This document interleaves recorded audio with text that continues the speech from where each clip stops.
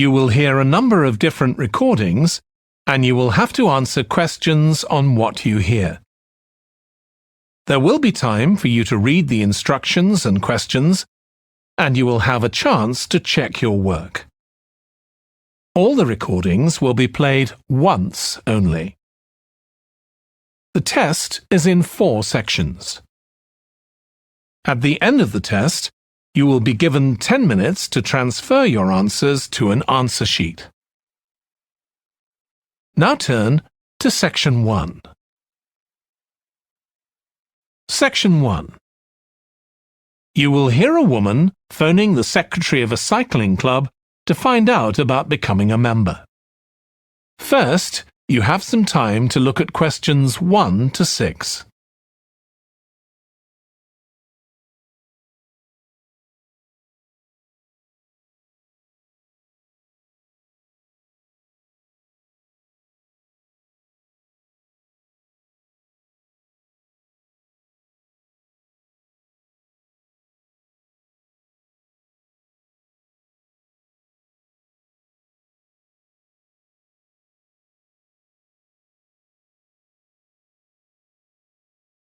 Now we shall begin.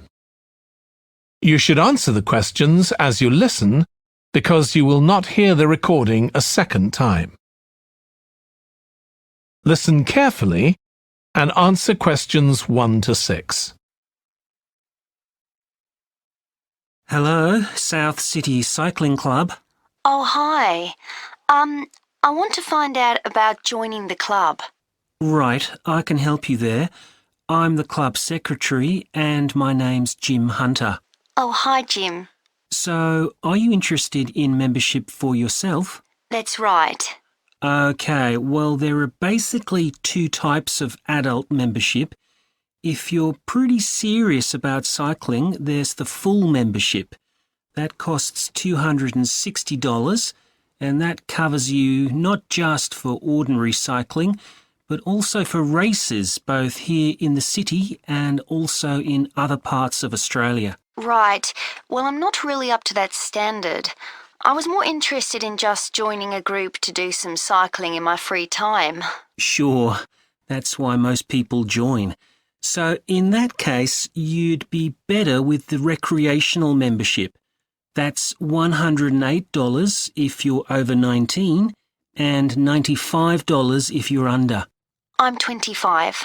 Okay, it's paid quarterly and you can upgrade it later to the full membership if you want to, of course. Now, both types of membership include the club fee of $20.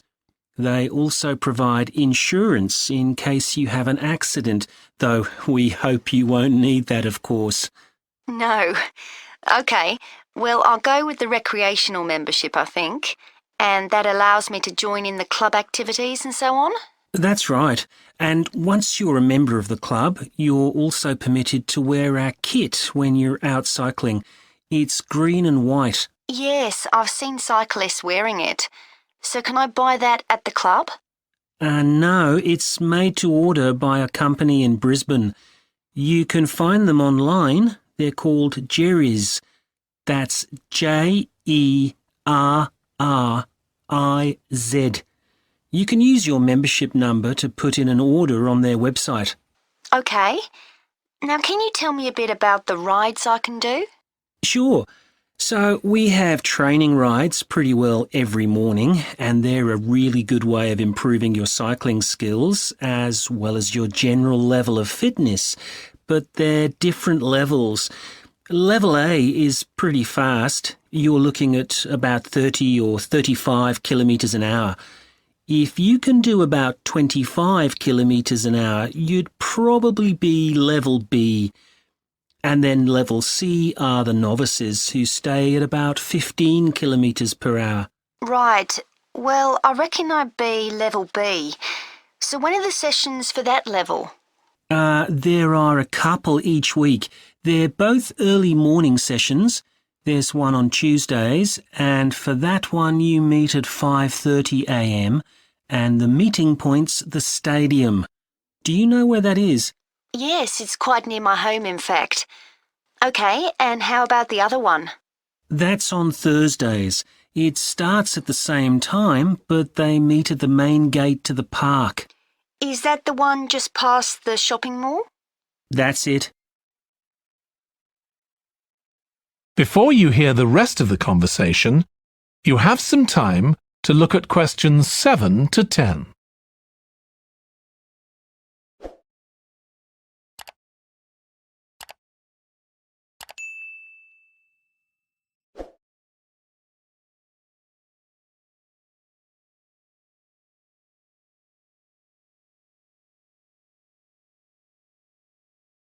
Now listen and answer questions 7 to 10. So how long are the rides? They're about an hour and a half, so if you have a job, it's easy to fit in before you go to work. And the members often go somewhere for coffee afterwards, so it's quite a social event. Okay, that sounds good. I've only just moved to the city, so I don't actually know many people yet. Well, it's a great way to meet people. And does each ride have a leader? Sometimes, but not always.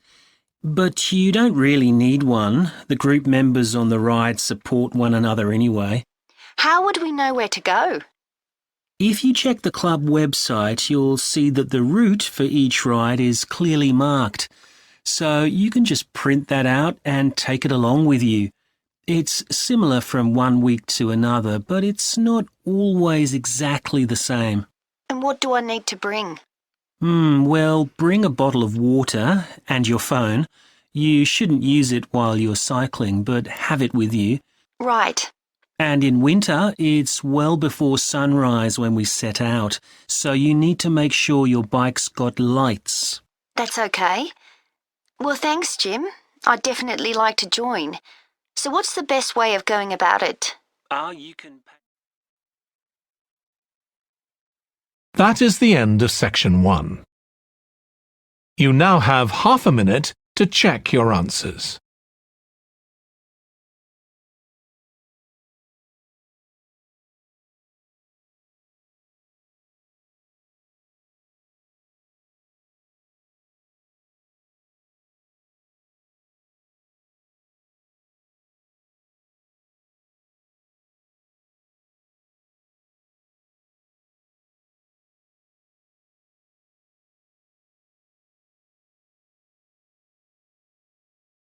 Now turn to section 2.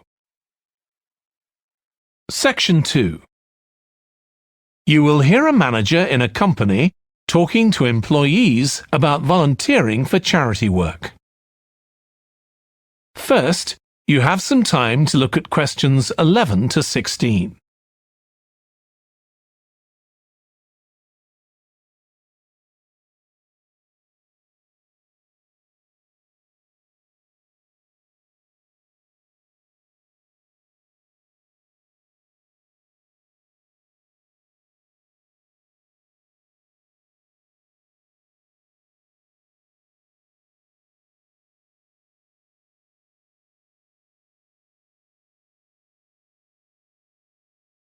Now listen carefully and answer questions 11 to 16.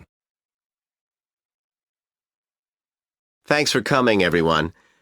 Okay, so this meeting is for new staff and staff who haven't been involved with our volunteering projects yet. So, basically, the idea is that we allow staff to give up some of their work time to help on various charity projects to benefit the local community. We've been doing this for the last 5 years, and it's been very successful. Participating doesn't necessarily involve a huge time commitment. The company will pay for 8 hours of your time. That can be used over 1 or 2 days all at once, or spread over several months throughout the year. There are some staff who enjoy volunteering so much, they also give up their own free time for a couple of hours every week. It's completely up to you. Obviously, many people will have family commitments and aren't as available as other members of staff. Feedback from staff has been overwhelmingly positive. Because they felt they were doing something really useful, nearly everyone agreed that volunteering made them feel more motivated at work. They also liked building relationships with the people in the local community and felt valued by them. 1 or 2 people also said it was a good thing to have on their CVs. One particularly successful project last year was the Get Working project. This was aimed at helping unemployed people in the area get back to work. Our staff were able to help them improve their telephone skills, such as writing down messages and speaking with confidence to potential customers, which they had found quite difficult. This is something many employers look for in job applicants, and something we all do without even thinking about every day at work. We've got an exciting new project starting this year. Up until now, we've mainly focused on projects to do with education and training, and we'll continue with our reading project in schools and our work with local charities. But we've also agreed to help out on a conservation project in Redfern Park. So if any of you fancy being outside and getting your hands dirty, this is the project for you. I also wanted to mention the annual Digital Inclusion Day, which is coming up next month. The aim of this is to help older people keep up with technology. And this year, instead of hosting the event in our own training facility, we're using the ICT suite at Hill College, as it can hold far more people. We've invited over 60 people from the Silver Age Community Center to take part, so we'll need a lot of volunteers to help with this event. If you're interested in taking part, please go to the volunteering section of our website and complete the relevant form. We won't be providing any training for this, but you'll be paired with an experienced volunteer if you've never done it before. By the way, don't forget to tell your manager about any volunteering activities you decide to do. Before you hear the rest of the talk, you have some time to look at questions 17 to 20.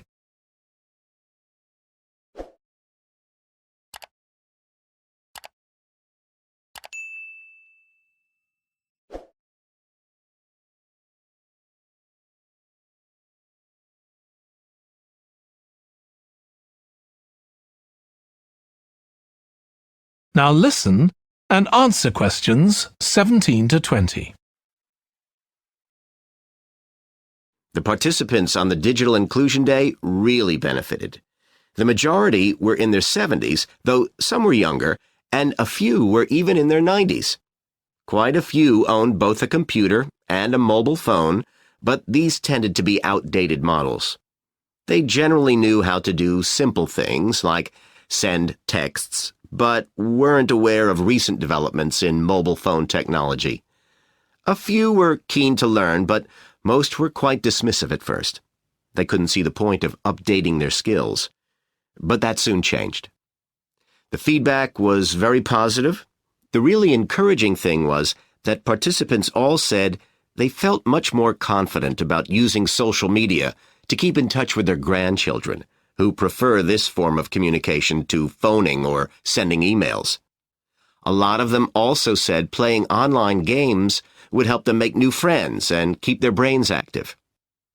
They weren't that impressed with being able to order their groceries online, as they liked going out to the shops, but some said it would come in handy if they were ill or the weather was really bad. One thing they asked about was using tablets for things like reading newspapers. Some people had been given tablets as presents, but had never used them. So that's something we'll make sure we include this time. That is the end of section 2. You now have half a minute to check your answers.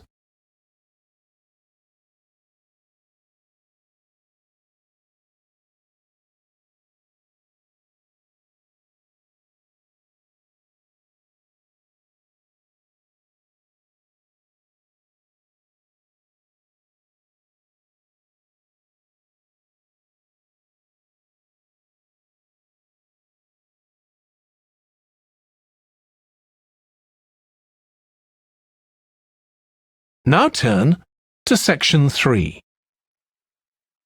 Section 3. You will hear a student called Russ consulting his tutor about a presentation he is preparing on nanotechnology, the study of materials on an extremely small scale. First, you have some time to look at questions 21 to 25.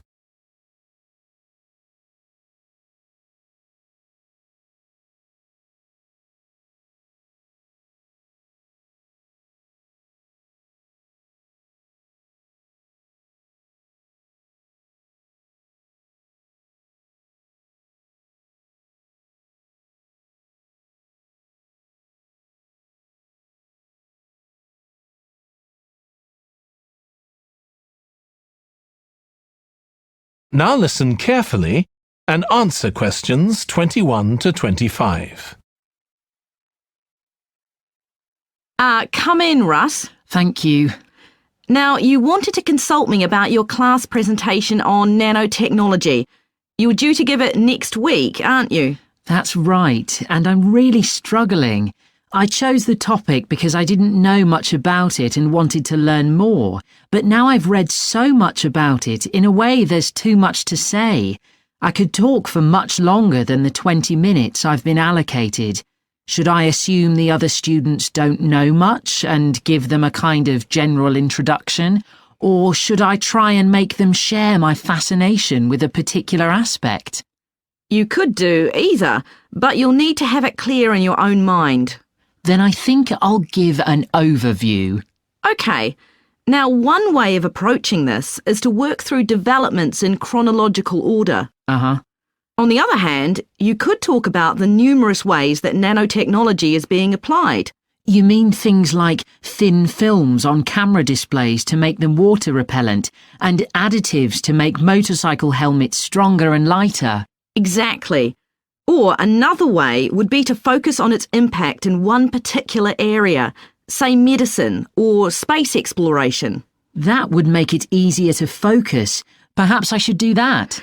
I think that would be a good idea. Right. How important is it to include slides in the presentation?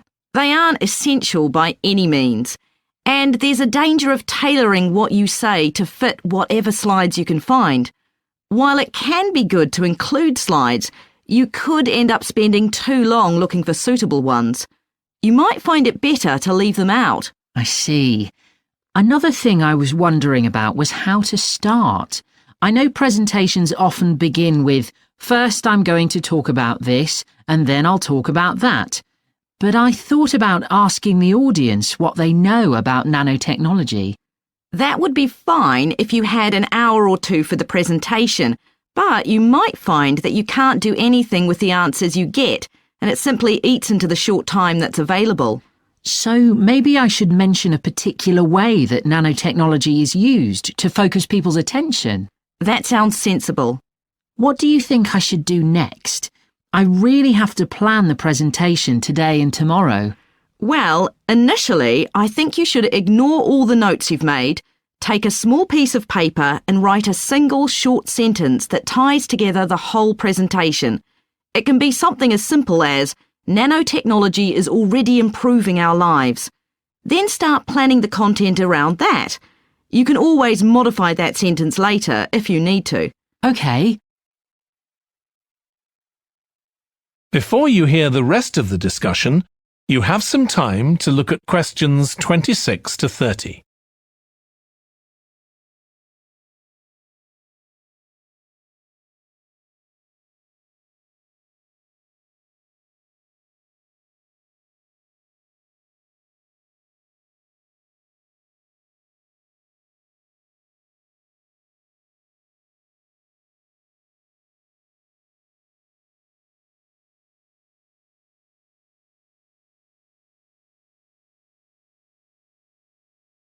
Now listen and answer questions 26 to 30. OK, now let's think about actually giving the presentation. You've only given one before, if I remember correctly, about an experiment you'd been involved in. That's right. It was pretty rubbish. Let's say it was better in some respects than in others. With regard to the structure, I felt that you ended rather abruptly, without rounding it off. Be careful not to do that in next week's presentation. OK. And you made very little eye contact with the audience because you were looking down at your notes most of the time. You need to be looking at the audience and only occasionally glancing at your notes. Your body language was a little odd. Every time you showed a slide, you turned your back on the audience so you could look at it. You should have been looking at your laptop. And you kept scratching your head, so I found myself wondering when you were next going to do that, instead of listening to what you were saying. Oh dear. What did you think of the language? I knew that not everyone was familiar with the subject, so I tried to make it as simple as I could. Yes, that came across. You used a few words that are specific to the field, but you always explained what they meant, so the audience wouldn't have had any difficulty understanding. I must say, the handouts you prepared were well thought out.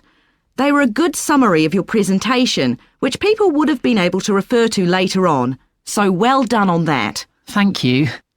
Well, I hope that helps you with next week's presentation. Yes, it will. Thanks a lot. I'll look forward to seeing a big improvement then. That is the end of section 3.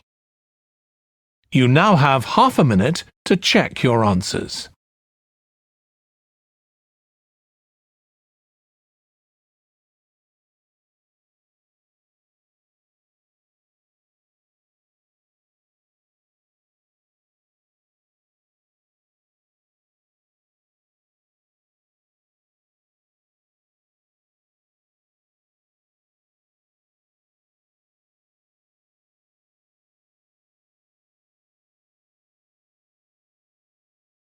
Now turn to section 4. Section 4. You will hear a lecturer in psychology talking about a type of memory. First, you have some time to look at questions 31 to 40.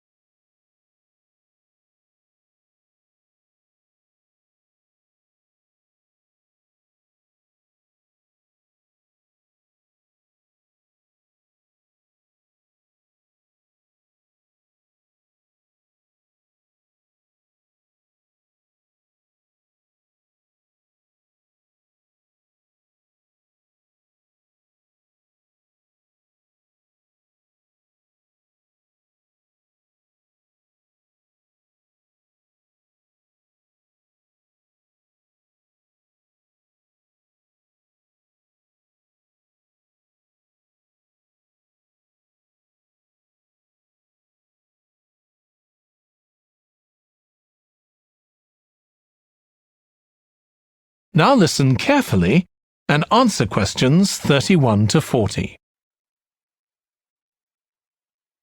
Today, we'll be continuing the series of lectures on memory by focusing on what is called episodic memory and what can happen if this is not working properly. Episodic memory refers to the memory of an event or episode. Episodic memories allow us to mentally travel back in time to an event from the past. Episodic memories include various details about these events. For example, when an event happened and other information such as the location. To help understand this concept, try to remember the last time you ate dinner at a restaurant. The ability to remember where you ate, who you were with, and the items you ordered are all features of an episodic memory. Episodic memory is distinct from another type of memory called semantic memory. This is the type of factual memory that we have in common with everyone else. That is your general knowledge of the world. To build upon a previous example, remembering where you parked your car is an example of episodic memory, but your understanding of what a car is and how an engine works are examples of semantic memory. Unlike episodic memory, semantic memory isn't dependent on recalling personal experiences. Episodic memory can be thought of as a process with several different steps of memory processing, encoding, consolidation, and retrieval. The initial step is called encoding. This involves the process of receiving and registering information which is necessary for creating memories of information or events that you experience. The degree to which you can successfully encode information depends on the level of attention you give to an event while it's actually happening. Being distracted can make effective encoding very difficult. Encoding of episodic memories is also influenced by how you process the event. For example, if you were introduced to someone called Charlie, you might make the connection that your uncle has the same name. Future recollection of Charlie's name is much easier if you have a strategy to help you encode it. Memory consolidation, the next step in forming an episodic memory, is the process by which memories of encoded information are strengthened, stabilized, and stored to facilitate later retrieval. Consolidation is most effective when the information being stored can be linked to an existing network of information. Consolidation makes it possible for you to store memories for later retrieval indefinitely. Forming strong memories depends on the frequency with which you try to retrieve them. Memories can fade or become harder to retrieve if they aren't used very often.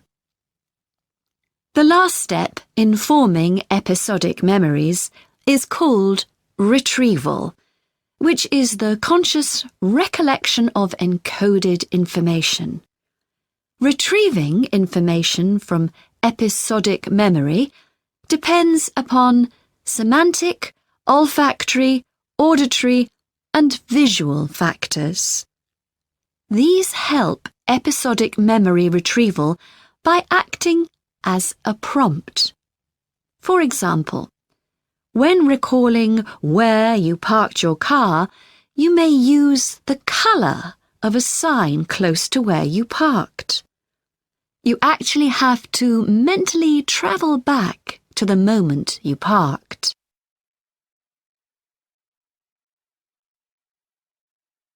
There are a wide range of neurological diseases and conditions that can affect episodic memory. These range from Alzheimer's to schizophrenia to autism.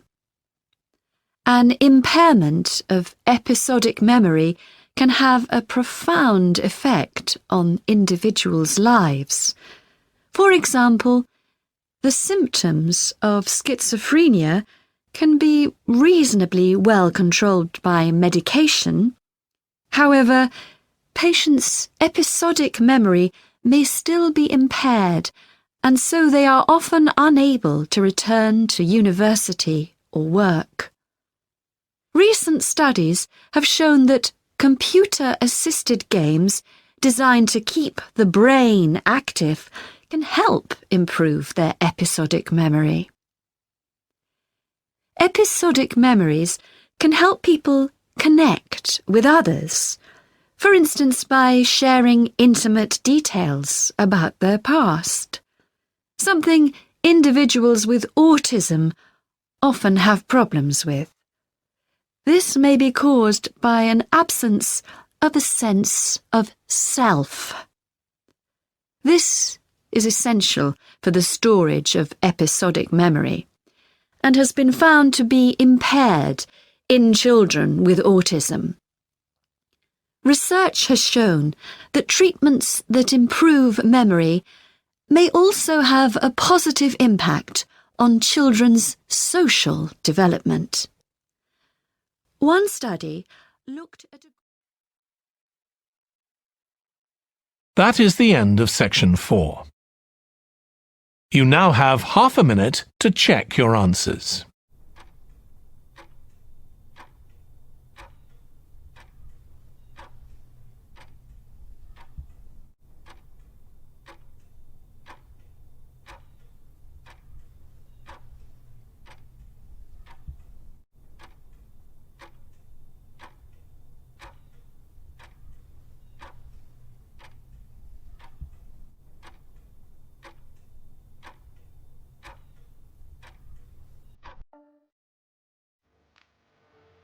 That is the end of the listening test.